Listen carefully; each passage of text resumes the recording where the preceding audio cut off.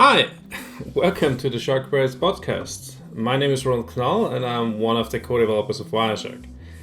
In this podcast we will discuss all things about Wireshark as well as topics from the world of Packet Analysis and SharkFest, which is our Packet Analysis and Developer Conference. You will meet interesting people and learn why the truth is always in the packets. On our first episode, we're going to talk with Betty DuBois and Sasha Mullins-Lassiter about their experience with the Women in Wireshark Scholarship. Betty has been in the application network performance game since 1997. She came up with the idea of doing a Women in Tech Scholarship for a SharkFest conference, of which Sasha was one of our original recipients. She comes from a non-IT background and recently started college to become a cybersecurity specialist. This will be one of two episodes about their experience with the scholarship program, Wireshark and SharkFest in general. Enjoy!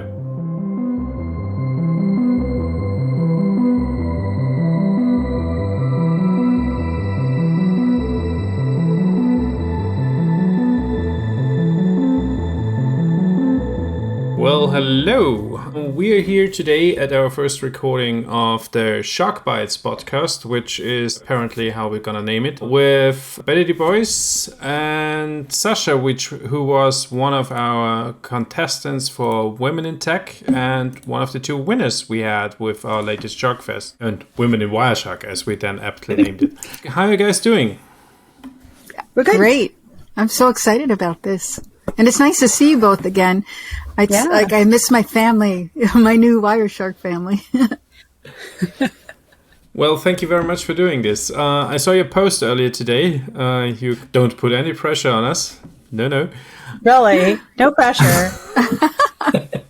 For those of you who don't know, Women in Wireshark is a sponsorship program where we sponsor the fees for coming to SharkFest for two women. I think we have again this year in Europe. It's going to end by the end of September. So if you are a woman and interested in doing some packet analysis, which is fascinating and a lot of joy to do, or want to meet a lot of awesome people in a very nice location, go to the link we were going to post on the show notes, and you're gonna be one of our contestants for the sponsorship. Yeah, and with that, what did you take away from SharkFest? What was your initial impression? What was your gut reaction when you first met us very weary, nerdy bunch of group people?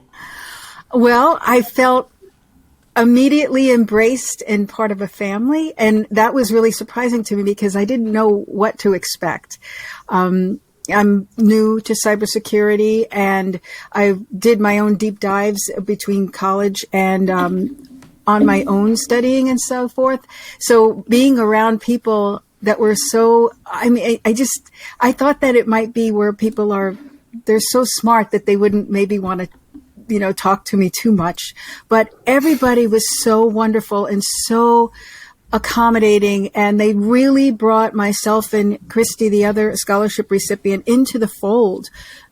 And I felt so like I belonged and I found my tribe, and it was incredible and it was life-changing. And I so recommend women to apply for this scholarship because it is absolutely life-changing, and you meet a whole new family of people. Well, the scholarship program, as far as I remember, Betty, was you were one of the initial idea deliverers or persons who came up with the idea. Sasha is basically the ideal candidate for the program, right? Yeah. Well, the enthusiasm factor, definitely. The big thing that we were looking for, it was a need-based scholarship. And so obviously, you fit that criteria. And I want to hear more about that in your community college as well. But it was a need-based scholarship.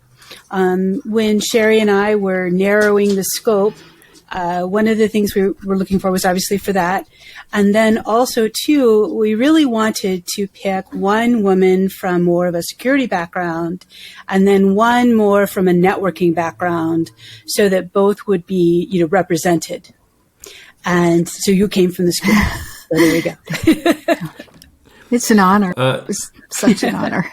Really, no pressure. We're just saying you are representing all of the women in security who love Packet. So, It's all good. I mean, I have to say, it was kind of really refreshing to get your enthusiasm into the group and get your same with Christy, get your level of anticipation of meeting us. Most of the guys who come first time SharkFest, we are a nerdy bunch. Let's be honest. Most of us are really, really nerdy, and with that comes a certain level of introvert people skills. One of the things that just stood out for me was you immediately felt integrated from an outside perspective. It was always being in the middle of conversation. Actually, I tried to talk to you and Christy the same during SharkFest, and it was really hard to getting you at a certain point because you're always in deep conversations with other people. And I really enjoyed that because it showed how much what SharkFest actually is, that the learning experience, the people experience, the getting new friends. So, Sasha, you're new to cybersecurity. You're currently in college. What was your road to your current training? Okay. Well, I actually come from the music industry, working at a jazz label that was originally called GRP Records. And when it comes to music technology, they had started something called N2K, which was Need to Know. And they were one of the first music technology companies. But I wasn't in the tech division of it. I was in marketing and PR and that kind of thing. And I also worked in recording studios in New York City, and then eventually record labels and, like I said, GRP and Sony and things like that. And my love for motorcycles kind of took over, and I ended up in the motorcycle industry, working big events, managing stages and productions. And I was writing for some of the magazines, which was amazing also.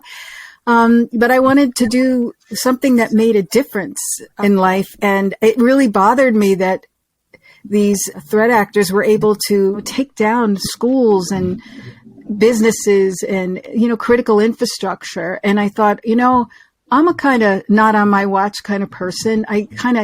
Because I'm also a community activist here in Nashville, that I wanted to be involved and help.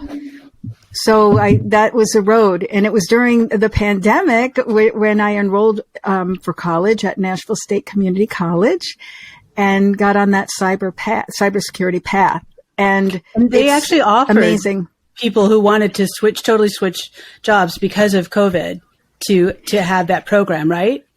Well, what was interesting is when I was listening to Mayor Cooper giving his address during the pandemic, and he said, if you're over 25 and you've never been to school, college, you could go to school for free.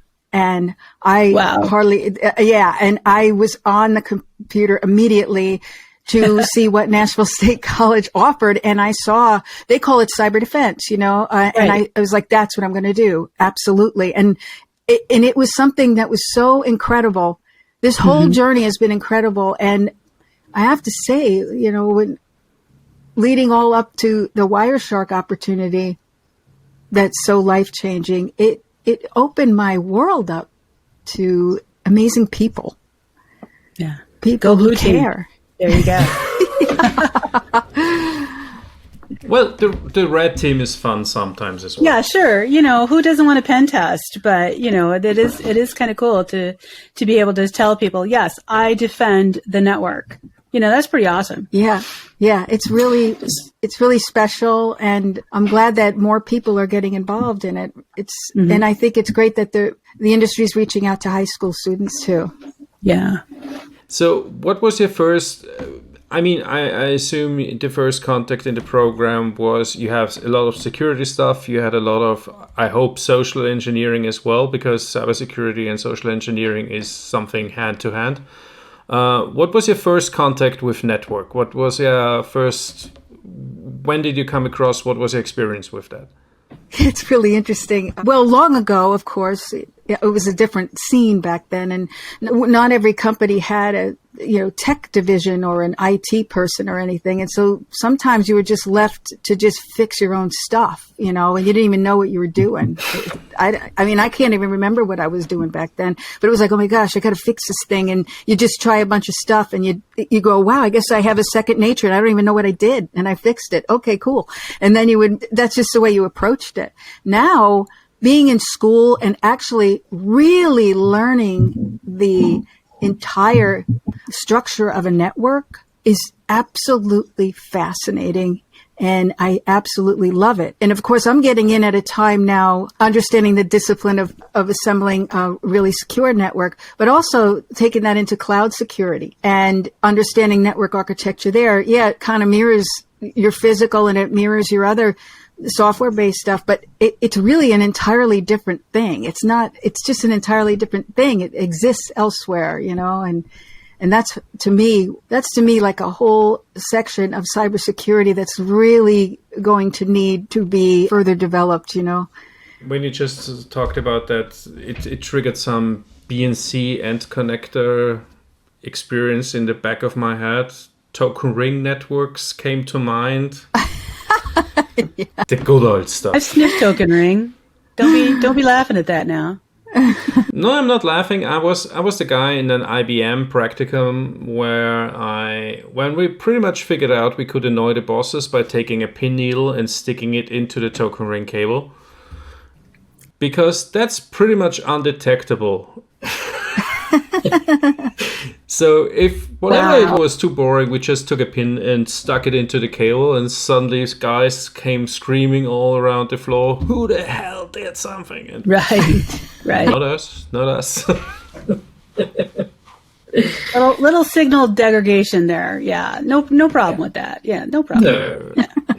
It's fascinating because isn't that the one thing I like about tech, and you said it exactly like I experience it myself. The feeling when you can fix something, you're not entirely sure why you fixed it, but this rush you get when you are able to figure stuff out, you get it yourself. You get there eventually. Yeah, it's like solving a puzzle. It's so cool, Yeah, we're all in it for the rush. Seriously. Oh, obviously. We're bit heads, but we're just really bit head thrill seekers. So yeah. Yeah, but on the other hand, it's like talking a secret language, right? You can read bits and bytes, and everybody else's that's just numbers. Yeah. It's like, no, it's not. It's its own language. It's very exciting. So during your university course or college courses, did you ever use Wireshark before coming to SharkFest to a larger extent? Than Yes, we do. Yes, in our college classes, Wireshark is introduced, absolutely. And we do use it sporadically in the lab environment. But it's not like we would use it the entire time throughout a course.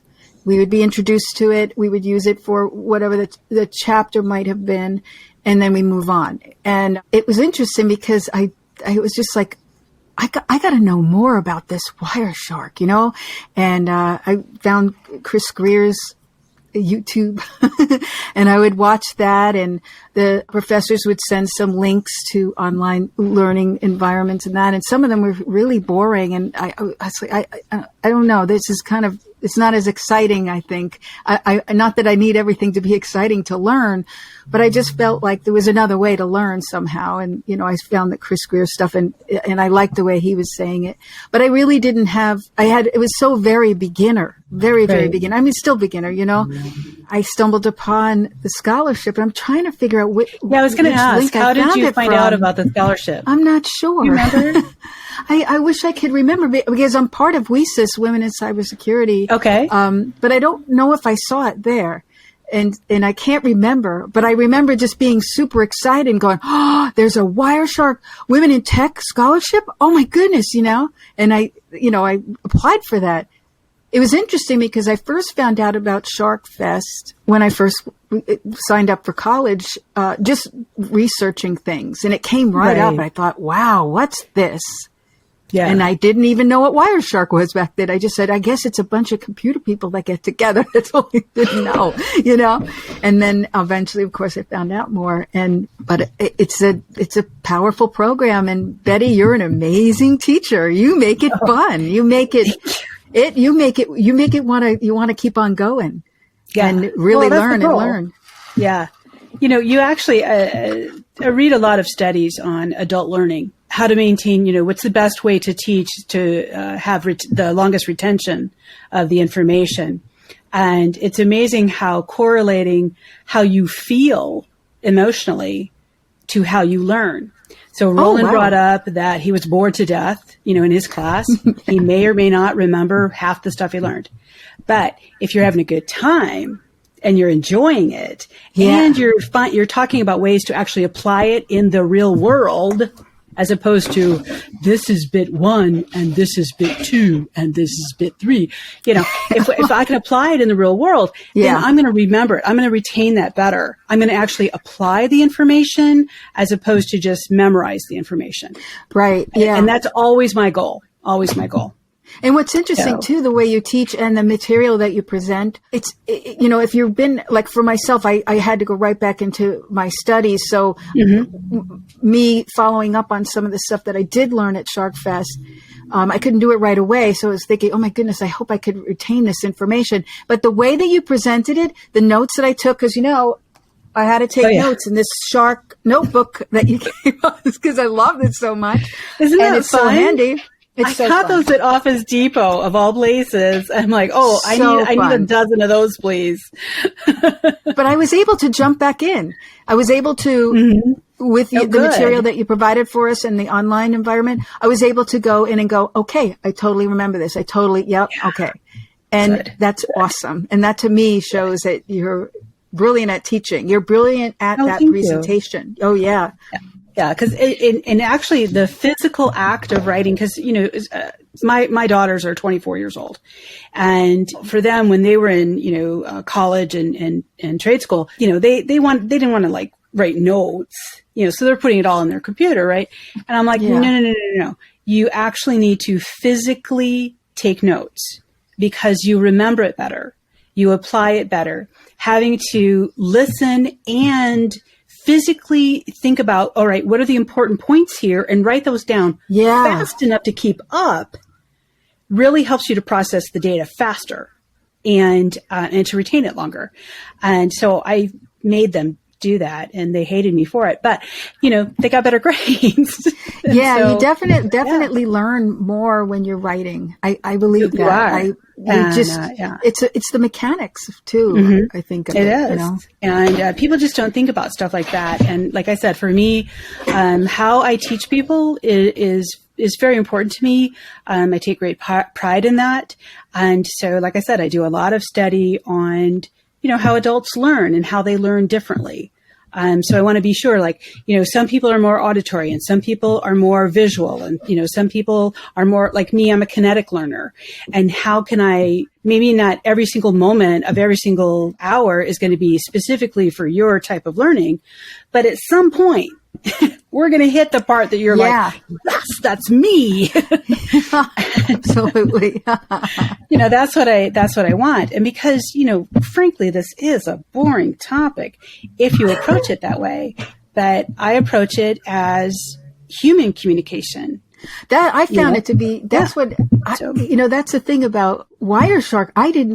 To me, it was so fascinating because it was truly opening a window to what is going on in your network. And I'm telling you, what's going on in the background? What had to happen for that to happen? Yes. Yeah. That's the real thing.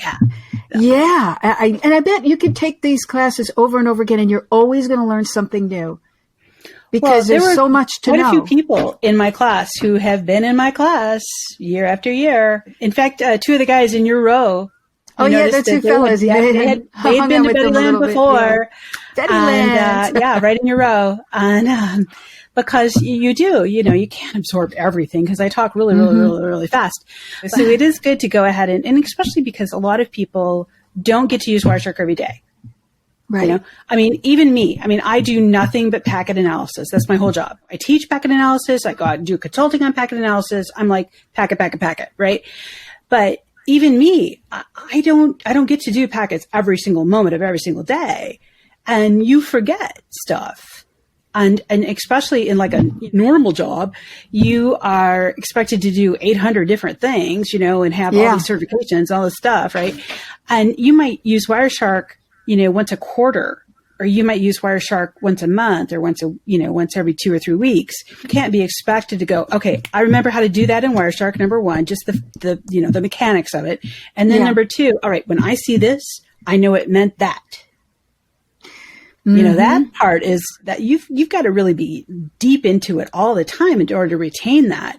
And so people come back, which is always flattering and awesome. I love that.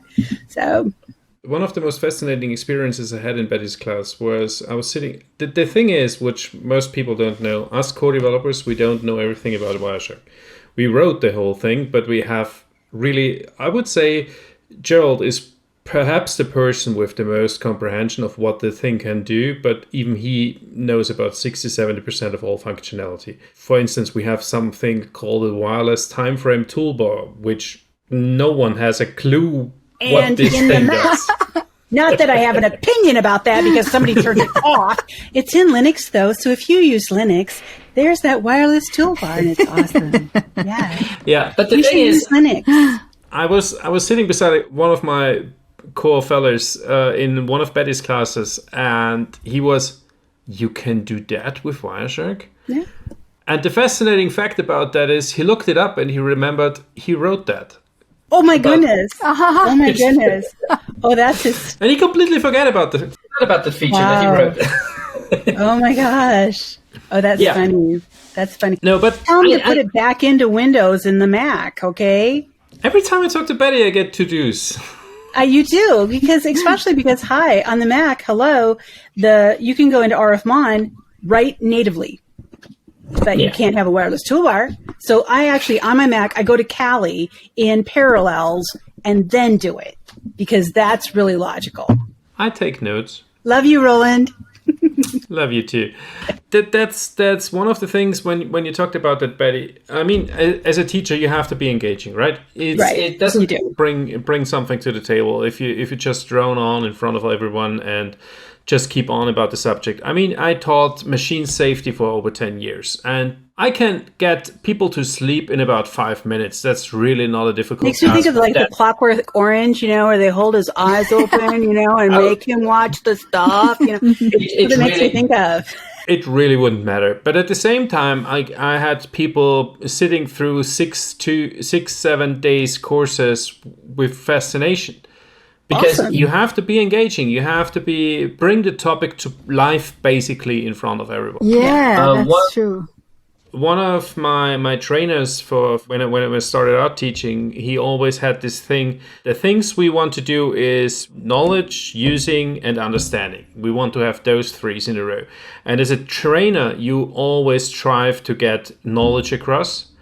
And if you're lucky and if you're really, really good, you get using inside the session as well. The understanding part that people have to do on their own. And that's basically what you said, Sasha, before. So a good teacher gets you to using. But the understanding comes with practice. The understanding comes with repetition. The understanding comes when you use it. The practice is definitely important. Yeah, for sure. The practice is important. And my career goals is to work in industrial control system, critical infrastructure, and cybersecurity. So that's a whole other type of packet analysis and protocols, and really excited about learning that portion of it and digging in and getting involved. That's my background. Industrial Ethernet, industrial control systems, that was my background for 10 years. But there was actually a woman who sat behind you, Sasha, who is in that field right now. The two of them were talking about the lack of info out there on industrial Ethernet. Roland, you've talked about this on Twitter before. There's just not a lot out there. There's not a lot out there, but at the same time, it's a huge opportunity for somebody coming in. Because when you do cybersecurity and industrial Ethernet, you find a blank field. Yeah, there are certain spots and watchtowers and people who did stuff, but most of the time you're on a blank slate. It's difficult getting in, but once you establish the foothold, you're basically set. People won't get rid of you. People will talk to you. People will get hold of you because you're one of the experts pretty soon. It's fascinating. At the same time, it's a 30-year-old industry. It hasn't changed. There are specifications that have been written 30 years ago in industrial Ethernet are still viable today. I mean, one of the most fascinating things you can talk about in that regard is a lot of industrial Ethernet control systems are hub-based. You won't find, in a lot of systems, you won't find a switch anywhere. Why? Wow. Because the protocol is 20 years old. Yeah. It can't run on switches. It's basically a whole broadcast network. Everybody is talking broadcast messages. Oh. There is something like single cast just doesn't exist. Not that that's like, secure in any way, shape, or form. Oh, well. No. Look at all the opportunity for you, Sasha. There you go. Yeah, and what I'm impressed about too is CISA, the Cybersecurity Infrastructure Security Agency. They just announced today, I believe it was, that they are putting forward a cybersecurity grant to help small businesses and rural communities with critical infrastructure security, awesome. which is so awesome. And they've been doing wonderful things in ICS, cybersecurity, educational presentations, and so on, that I sign up for all the time. In fact, I've been trying to sign up for everything, that I could find. It's webinars and seminars and everything about that topic. Right. Yeah. It's definitely and an evolving. Didn't you get to go to, right after SharkFest, didn't you get to go to DEF CON or Black Hat? I can't remember now. You got a scholarship there as well? Yeah, and it was interesting. I got a scholarship there, but something had crossed during the admin of my scholarship in the back office, and they started sending me conference associate stuff. I was like, well, I don't understand, I have to show up to work or something. I thought I was a scholarship recipient, going there on scholarship to attend the briefings. And they had mentioned to me, no, I have you as a conference associate. And so I decided to just, okay, I'll go as a conference associate and help out and help everybody. And so I was out there directing people where to go and briefings. And I got to see Chris Krebs speak because I was working that room. So that was really nice. Yeah. And I met a lot of nice people through Black Hat, really, really wonderful people as well. And there was just so many possibilities for people entering into the field, which I thought was great, But also, it's so important as an entry-level person. It's so important to have that skill set like Wireshark going in. It really is. Oh, sure. Yeah. People really want to see that you have a handle on what's coming into a network. Yeah. And specifically, and why, and who. Yes. Yes, absolutely. This was the first part of the Women in Wireshark episodes. Stay tuned for the upcoming part 2 and visit the SharkFest website as well as take a look at our show notes for more information. Thank you for listening to this installment of the SharkBytes Podcast. If you want to stay informed about upcoming episodes, please subscribe to our podcast on YouTube or your podcasting platform of choice. My name is Roland Knall. See you next time.